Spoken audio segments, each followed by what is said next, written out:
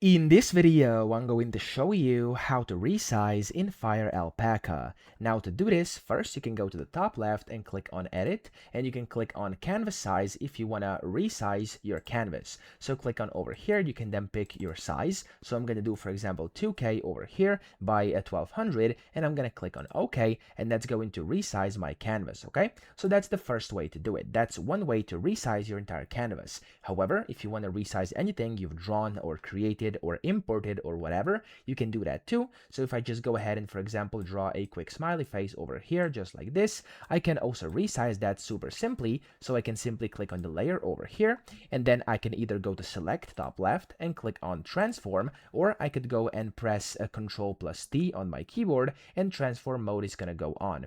Now here you can go and drag these corners, and as you can see, I can resize it, I can move it, I can go and make it like taller, I can make it wider, I can do whatever I want with it, okay?